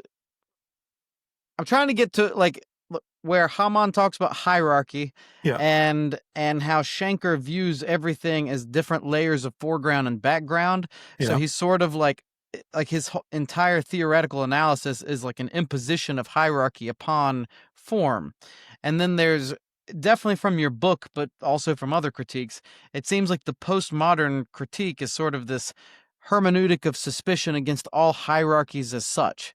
And then in some of your late Substack articles, it seemed, I don't know why, but like hierarchy seems like a bad word, but it also seems like one of those things that postmodernism hates as word. such. I mean, when Schenker is talking about it, you're dealing.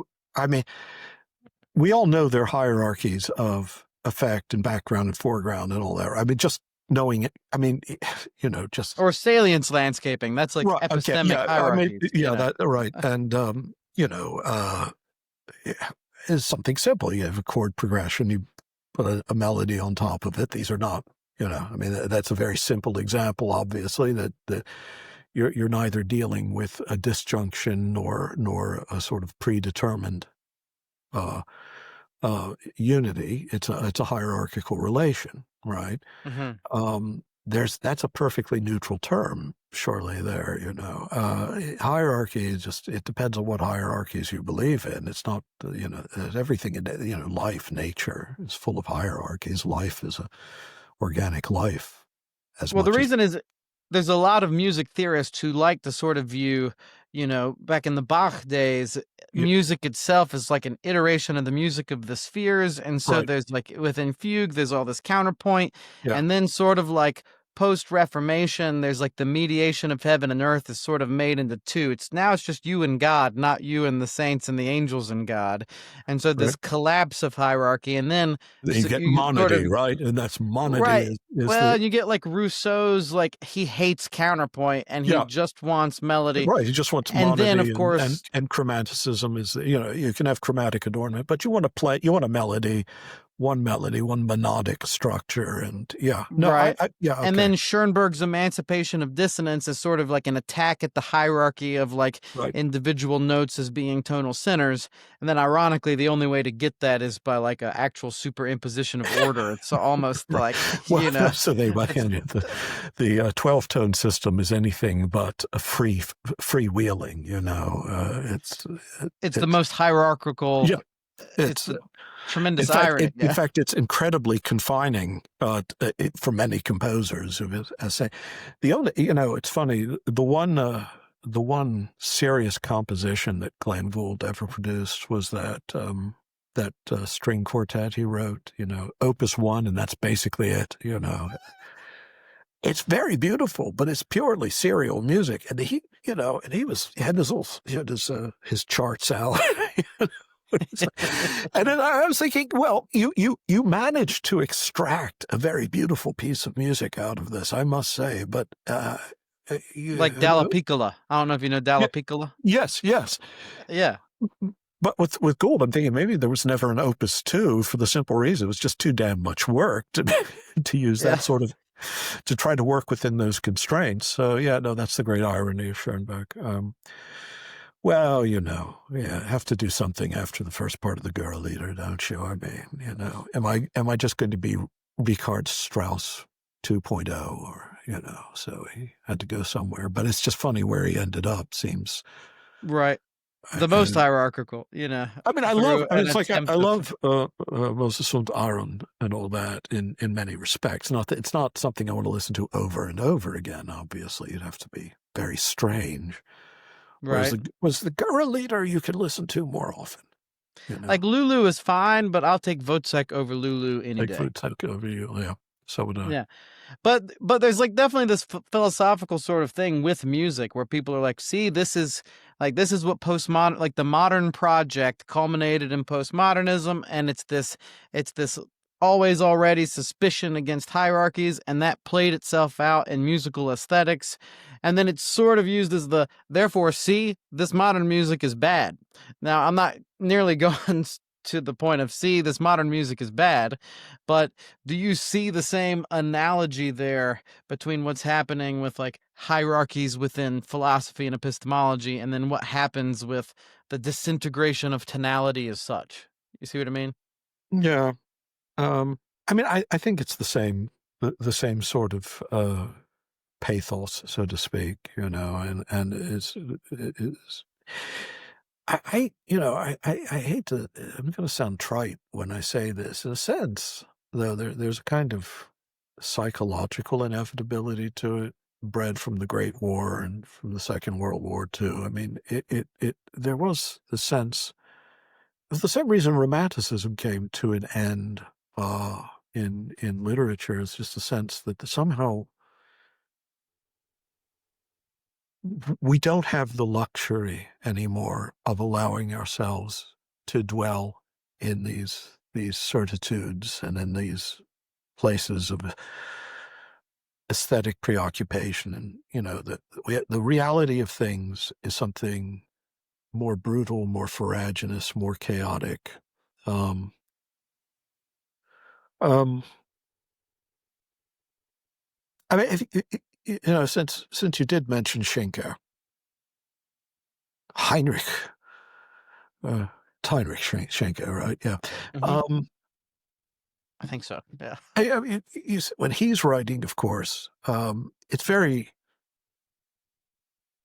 much still, an attempt to understand the logic of tonal tradition, right? You've got, what's the relationship between the melodic and the harmonic, right? And if I remember, it's like it's all built around what Orthodoxy, right? A fundamental. How would you? It's like a fundamental cadence. Structure, it's like 1-5-1, and then in the melody it's like 3-2-1, and basically everything. Of course, he can't do anything past atonality. Like he doesn't know what to do with any of that. But that's the thing is it comes. The analysis is an attempt to understand at a deeper level with a new way, approaching as a new sort of a given tradition that in a sense he's still treating as an eternal verity, if you ask me, right? I mean, it's just this is how it works. Okay. Which I have some sympathy to. I mean, I really think music is like an iteration of the cosmos of the spheres. Oh yeah. And those background structures he wrote about, the Hintergrund, the background, as a place where these structures are to be sought, is, it makes perfect sense to me. He's trying to plumb the mystery of something that's given, but it is, he doesn't, as you say, he doesn't know what to do from atonality onward.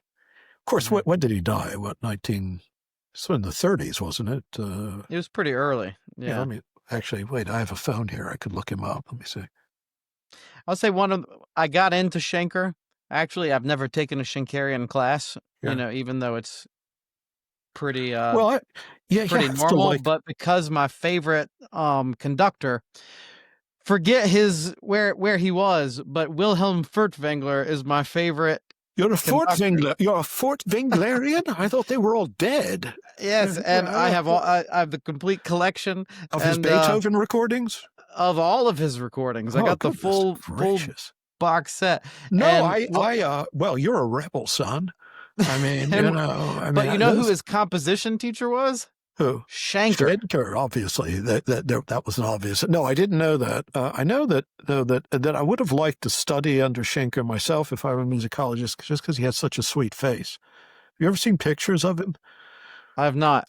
Great walrus mustache, and he's always beaming, smile, nice bald head. Men with bald heads can always be trusted. Yeah. But yeah, I mean, he's, it's a sort of analysis. I guess it can be translated into the later in the avant-garde, but there, I mean, the fundamental structures in the Hintergrund aren't as fundamental, necessarily, or if they are, they're much more fugitive, harder to find, harder to isolate, harder to understand the hierarchy of relations. So, but yeah, so like for Furtwängler, like what I love about him is even though he doesn't have the precision of like a carry-on, for example. Okay, well, no one had carry-on's precision, yeah. Yeah, or but at the end of a Beethoven symphony, you feel as though that was the Beethoven symphony.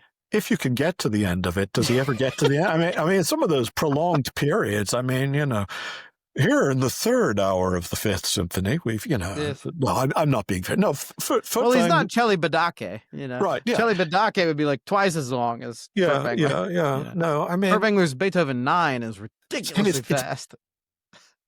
Actually, I like his ninth quite a lot. Actually, it's better than Toscanini. That's so. Yeah, and of course, the story there, right? No. So the story is that was going to be Furtwängler's gig. So Furtwängler, there was the rise of the Nazi Party. He'd already gone to Hitler himself in order to save the lives of some of he said, "You can't touch my violinists." And he was like, "I got to get the heck out of here." So he applied for the job at the New York Phil. And when he applied, they caught wind of it and then gave him all of these awards, like these Nazi awards that didn't actually mean anything. He didn't get a raise in pay. It just made international news. So then everyone in America said, well, you can't hire a Nazi. And so because of that, he was sort of stuck. And then Toscanini got the gig. And so the irony of history is, of course, Carry On was a card-carrying Nazi member. Yeah. Whereas for Furtwängler, it was very much like a point of struggle. So history has not done them well.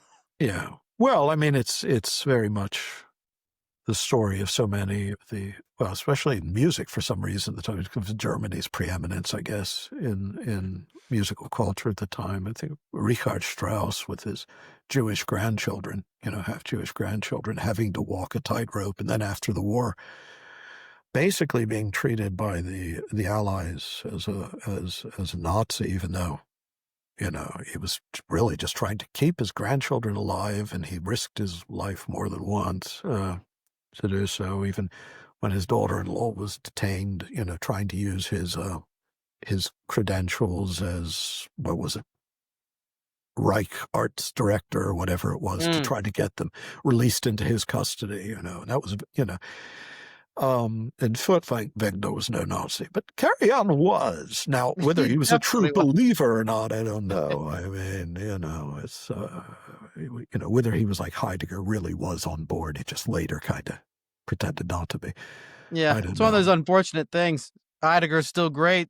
Carry On's still great, even if in other aspects of their lives they were monsters. Yeah. Yeah. Well, there's an argument against the coincidence of the true and the beautiful and the good.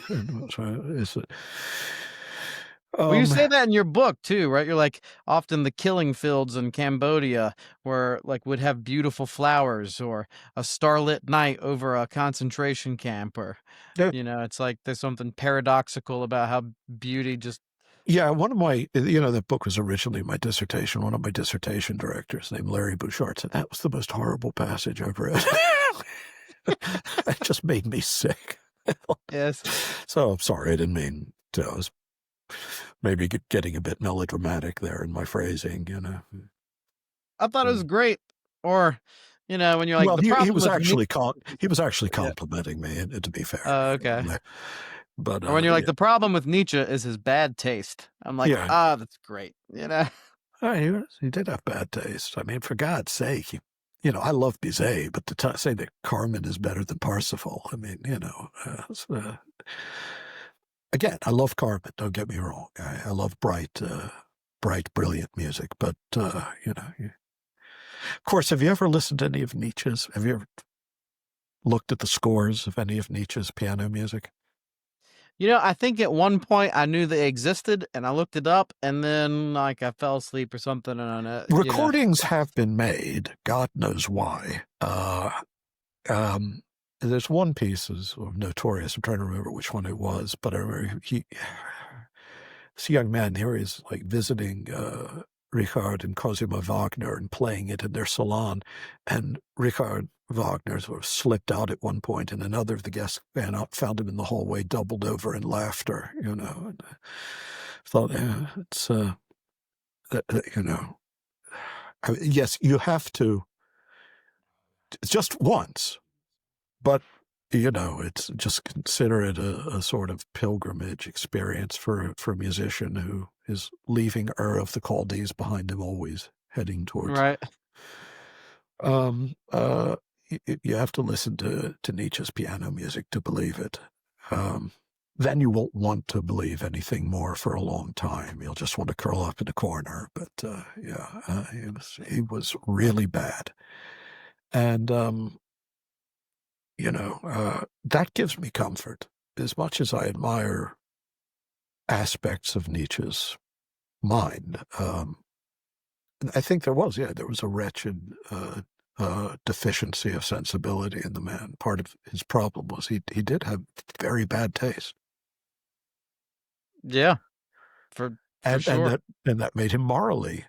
So, the bad taste showed itself in his moral beliefs. Well, I know we have not talked about AI at all, but I did have a friend who said you have to ask him this one question. And so, we should be winding down too. It's been almost 2 hours. That it's wow, totally unrelated to anything that we've talked about. But as I know you write a lot about consciousness, I haven't read all of your Substack stuff you've written about AI here lately, so I must admit, perhaps you've already answered this. But just wild question. How do you feel? Are we at the end of time with AI and nukes? Is this the eschaton? Like, what is the eschatology of David Bentley Hart with regards to AI and nukes? And nukes. Sorry that that's totally off the wall from music, but well, I mean, I don't believe that Skynet will become conscious, but I do believe that it doesn't matter, right? That whereas I don't think functionalism, again, if you haven't read philosophy of mind books, I might be talking meaninglessly, but I've read like half of yours, but it's I will get through it just as I will get through Beauty. Just like Donna Summer, yeah. I will survive. I will read All Things Are Full of Gods. I'll get through the Ring cycle took me a week rather than 4 days, but I got through the ring cycle and it was a great, so. Well, functionalism is a ridiculously bad attempt to explain consciousness, but I do think it's correct in the sense that a sufficiently functional system can mimic enough of what we would think of as intentional agency to do things that. So, yeah, I don't think that a computer system is going to acquire intelligence and start firing off nuclear missiles, but I believe that an integrated artificial intelligence functions. Its functions could be so intricate and so unpredictable that it could lead to catastrophes, of that sort. I know what access it has to these silos.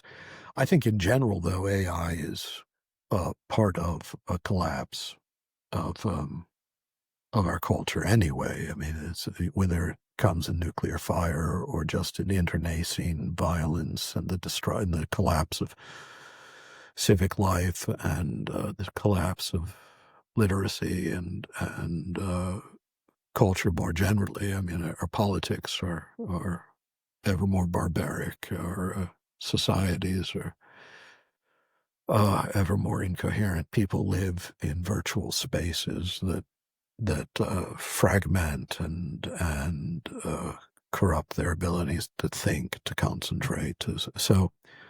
And AI is part of that. Now, I don't think large language models are going to turn out to be quite the solution to all the problems people imagine, because there are fundamental flaws in them that their designers didn't account for, because their designers were still, even though they were the coders, failing to grasp that these are not really intentional systems, and for that very reason, their seemingly intentional activity is very hard to control. There's no one there to talk to, okay? So, and I think that the potential for damage is, catastrophic damage is, well, I don't think it's just potential. I think it's almost inevitable. Do you think AGI is possible? No. No. Okay. No. But again, if you take a sufficiently expansive view of functionalism, I believe that you can have a system that, for all intents and purposes, functions as though it had artificial general intelligence, or at least to so high a degree of integration of systems, that it would be able, to function even despite our attempts to stop it. Do I think that there would be an actual intelligence in the sense of an intending, conscious intellect mind? No, I don't think that consciousness or intentionality or unity of mind can arise from non-intentional or unconscious or composite origins, but it doesn't have to. Right. It's an inversion of the order of causality, but if it's sufficiently complex, so that this stochastic reservoir of all that's been written, and that it could function in a way that would have all the bad effects of a malevolent superintelligence, and none of the mitigating virtues of an ability to form a conscience or to have moral values. Well, is like in your philosophy, is like a city conscious to some degree? No. No. Okay. But Well, there is a sense in yes, which like a yes, city is like a principality, yeah. and No, in some way like there's it a depends will of a city, you know what I mean? And like it we depends what you're embody the asking. city. It depends Yeah. what you're asking me there. Do you mean does the complexity of the physical systems and the systems of communications add up to a kind of superintelligence? No, but it adds up to a superintelligent functionality. That functions like a kind of intelligence. Mhm. At the same time, I'm not a dualist, so I do believe that there is intentionality and an orientation towards life and mind in matter itself. I just don't believe that integrated information systems, Do integrated you information define systems. that as panpsychism or not? Or because I know No, there's different ways different people, there's like the materialist panpsychist, and I know you're yeah, not a materialist, right. but So if by panpsychism you mean that consciousness is some sort of property inherent in every atom or molecule, I think that's a fatuous idea. I don't think that could be right. If by panpsychist you mean that there is mind in all things, in the sense that matter and mind, and this isn't sort of neutral monism, but just saying that mechanical matter is mechanical and mind is unextended res cogitans. Um, That's false, I think. I think that's demonstrably false, or just logically false, or at least it doesn't answer any questions. If it's true at some level, it's not true at the most basic level, where there has to be some principle of unity that can embrace both the mechanical and the cogitative. Um, but yeah, a kind of, there are kinds of pan, but I would define a lot of Neoplatonism as panpsychist. It doesn't recognize mechanical matter as a reality. So everything that exists is informed, and form is always of its nature, always already and intentional and cognitive reality. already teleological. Yeah. But that doesn't mean that I believe that any integration of material systems leads to some sort of singular mind in that thing, like Tononi and Koch and others who believe that a photodiode has this much intelligence, this much consciousness, rather. And, that I think is nonsensical. But I would say that all that is material is predisposed toward um, integration, matter such as integration into organic life. So when you deal with something like an egregore or like mob mentality or like the idea of like of a city, I think like there, is I think there's you a know, collective realm of consciousness. I think consciousness is shared to some degree. So your question is whether there's a kind of shared consciousness among peoples gathered together in a place and time. I'd say there probably is. At what level it operates, I don't know. But when you said it was a city conscious, I thought you meant, is the city itself just like a giant organism that has its own subjective, singular point of reference and intentionality. And no, I don't believe that. I believe it's there. It really is at that level. It's still a composite, not an organism. Because I wonder, like, and some people have posited that when you're talking about like, the angel of a city, Yeah. and Michael contending with the angel of Babylon, that what that principality is, it's like all of Babylon is the body of the principality, and there is like a will. Let's not wander into the esoteric. That always spoils my dinner for me. I don't care for esoterica, but yeah, I mean, I'm not dismissing that. I believe there are spiritual levels that both below the threshold of consciousness and above it, where we're in communion with one another. I think that that'd be like hyper agency, right? Yeah, I mean, we've had this. You've had this experience before, where you're suddenly aware of someone you know. Well, I have, being in trouble, and it turns out you really were. That person was in trouble, or other sorts of weird synchronicity, where you and someone distant start thinking about the same thing at the same time in an implausible way, and I don't think that's just coincidence. Mm-hmm. Okay, so I believe there are, the consciousness is not, and mind is not confined necessarily to physics, and it's not always physically local in the way we assume it is. As for the rest, I don't. I would have a much harder time taking this seriously, the notion of... Forgive me, I'm not trying to get too esoteric or out there. My only thought was, like, if, like, hyper agency as such has some degree of consciousness, then perhaps, like, AI, like, is aptly called, like, a fallen god or demonic or a principal, and then you can end up, being one of those lunatics, like, look, or AI is a Ouija board, and Ouija boards are real vehicles of demonic agencies and all that. People say these things. Sorry if it's a dumb question. Forgive. Question. I wouldn't play around with a Ouija board, though. I mean, those things scare the hell out of me. But I'm not quite sure if they really summon demons or not. But have you ever seen there's a video where people were trying to look up how to play with a Ouija board, but they misspell it. How to play with a Luigi board. Very good. Anyway, no, I haven't seen that, but I did see The Exorcist at an impressionable age, and so I'm staying clear of Ouija boards. But the thing, I mean, you can end up.